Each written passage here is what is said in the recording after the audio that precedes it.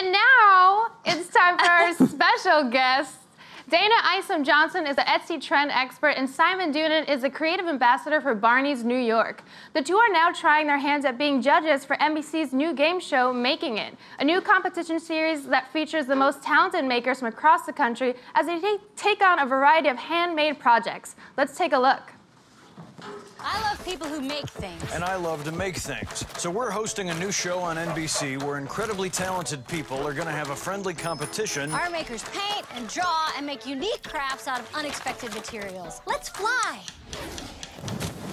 They'll work in fabrics. Oh, this feels nice. Wood and metal working. Cool taxi. It's made of pine. This show's gonna be incraftable. Making It, an all-new crafting competition series, premieres Tuesday, July 31st on NBC.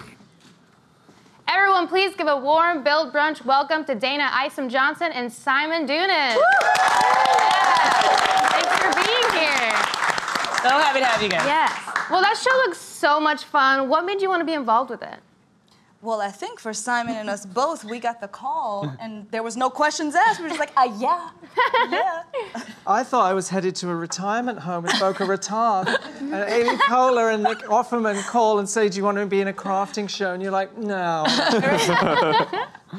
That's so fun. Wait, so tell us about working with Amy Poehler and Nick Offerman. They're hilarious. I think you guys are pretty hilarious, too. Yeah. And What? And like sort of what goes down on the show. I mean, I know there's woodwork and crafting.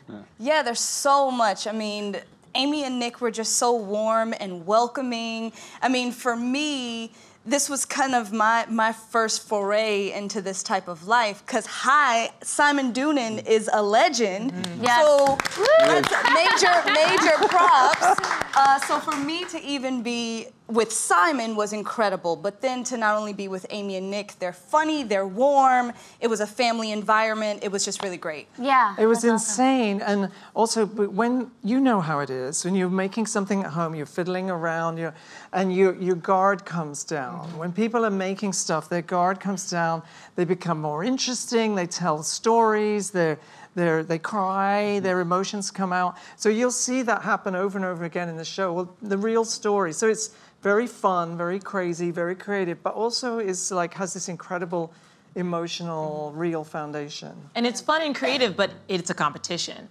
So how does that work? How are people eliminated? Things like that. We have the hardest job on the block, I think. Like, everyone, is inspired. We have different themes each week, but it's up to Simon and I to go back and really fight each other. Oof. And we are the drama, pretty much. There's no drama between the contestants, but it was very difficult for us each week to figure out who has to go home. Yeah. We have to crush their dreams. And no, actually, that's an interesting point, because Amy and Nick were very specific with us before we started. We do not want fake conflict on the show. We don't want anyone being mean to anybody. This is a feel-good thing. Crafts are positivity. Crafts are life-enhancing. Yeah. So they were very adamant about that. They're like, if you want to be evil, there's the door. So we left. Yeah. You walked right out. Yeah, no drama, no fun, right? What I love about the show is that I think it feels like it's any person can watch it, even if they don't make crafts. My mom's in the audience who literally will glue gun anything to a windowsill or decoupage a box, something like that. So is this for the average craftsmaker or the expert or just anyone? I think it's really meant for anyone. I mean, you're going to see such a range of talent, from woodworkers to people who specialize in felt. So some of the things that you're going to see are going to be like, whoa, I can't do that, but I can do a version. And I think we really want the goal of the show to inspire people to put their phone down, to get reconnected with family and friends, and get busy making. Yeah. Cool. Yeah, I think crafts are an incredibly inclusive, common denominator. Like, of you lot, I'm sure you all make your own little crafty situation. You see macrame. I used to collage a lot. I used to collage my favorite singers and movies onto a poster board or whatever. I have a whole Madonna thing I made once. It's whatever. I can tell you later. Yeah. I can't. You can. You can. Yeah. You can. The last thing I made, I think, was with a brown paper lunch bag, a book cover for like when you used to I remember that. in I like remember 6th that. grade. That's something. Do it again. Exactly. I'll keep doing it. I won't stop. Well, you know, each one of us, we all have a maker inside of us, because if you think back to your 6th grade self, when you were making that book cover, there's that creativity in there. You just have to reawaken that person. Yeah. Make it come back. And, you know, I think what you just said is so interesting, because I remember all the dumb, hokey, dorky things I made right from going way back. I can't even remember what my parents looked like, but I can remember the crafts that I made. It's weird, like how they...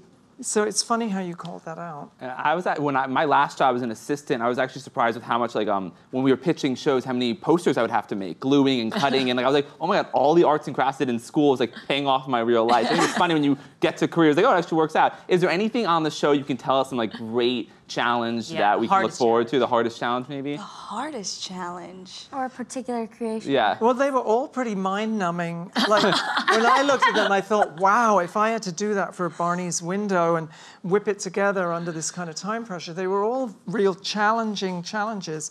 But that's part of the electricity of the show, the panache. Yeah. I would say crafting is having a moment again. I grew up in a very crafty family. My mom is on Etsy. She creates things, she crochets, she sells, but she's in this whole community now. Yes. And it is so robust. So what do you think is happening? Why are people kind of turning back to crafts like that? It's a maker movement. It is just indeed coming back. I think right now we're in a time where a lot is dark and a lot of negativity going on. Crafting, like Simon said, you're bringing joy into your life. And if you mess up a project, big deal. Scrap it and start all over again. But it's about using your hands, bringing that joy, calling back that creativity, and just having a good time. Yeah. And making some money.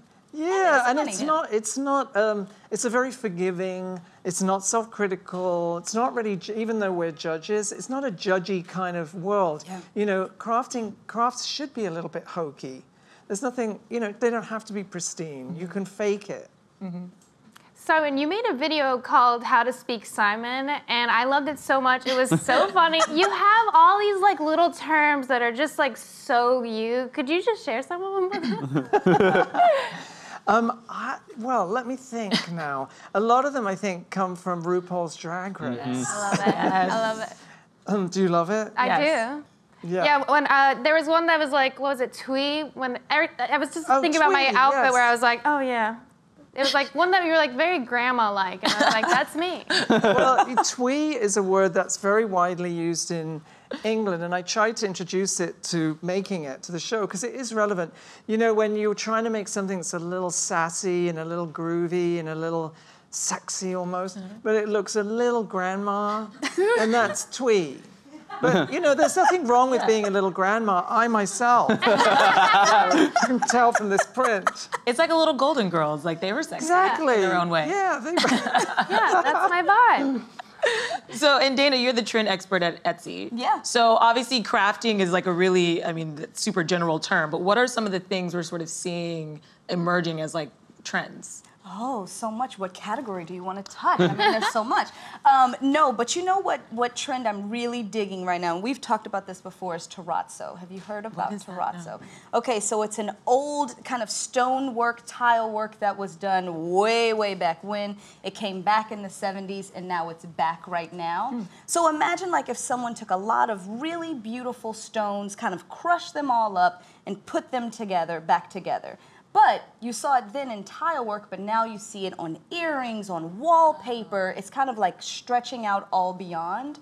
And I also love face motifs, kind of like my earrings, but they're eyes. Yes. They're eyes. Love those. So lots and lots. But I think for the show, Simon is looking for like that thing that pops out that he would have done in a window. And I'm looking for what have I not seen on Etsy? What is something truly creative that I've never seen before? That's hard. For me, that was the most interesting part of doing this show, was we would look at things together and discuss them, but Dayna has this remarkable perspective from working at Etsy of knowing globally whether something's trending, dying, peaking, coming back, having its third go around. Like Dayna has this extraordinary perspective that adds a whole additional dimension to the show, which is fascinating that I don't have. I'm more of a glue gun. What is it like working with Simon? Oh my God. Again, he's Simon Doonan. So, you know, I went to FIT in my school days and I studied Simon's windows, and I mean, he is the Simon Doonan. Hello. But to be able to work with him, we mesh so well together, and it's so nice to bring both of our perspectives from his background, from my background, and I think we really give not only great personality, but our feedback is really tremendous when we come together. We had fun. Like, yeah. Because like the first day off, I always remember our first day off, and we got up at the crack of ass, and we went hiking, got lost, snakes, coyotes, beyond. Yeah. And then we went down to the beach. Oh, I don't have a swimsuit. Let's just go in our underwear. No one cares. And went swimming. And then we had lunch on the pier. Like it was like a girl's day out. Oh, yeah. Love that. She's like, Simon, I told you not to bring that up. She's a respectable married lady. Married to a fantastic actor, actually. Oh. Yes. Yeah, he's good for you, girl. Good. And Simon, I know of you because you were featured on the VH1's I Love the 90s, the 80s, the 2000s, which that's how basically I've learned about pop culture from the time before I was born. If you could describe something right now, like if you're on the I Love the 2010s, whatever, what would you say is the trend, the pop culture, like big moment? The first thing I thought of was this new show with Hugh Grant, A Very English Scandal. Hugh Grant is back. He's so incredible in this show. There's only 3 episodes, but that is dynamite. What network is that? I think it's Amazon. I'm such an idiot. We'll look up Hugh Grant TV. It's all good. Yeah, A Very English Scandal. He is a very English scandal too, so that's why it's so great. Yeah, bingo. Got it. Got you, Simon. Oh, Hugh Grant. I was thinking Hugh Jackman. Well, Dayna and Simon, thank you so much for joining us. You can watch Making It every Tuesday at 10/9 Central on NBC starting July 31st. That's all from us. See you tomorrow, same time, same table. Woo!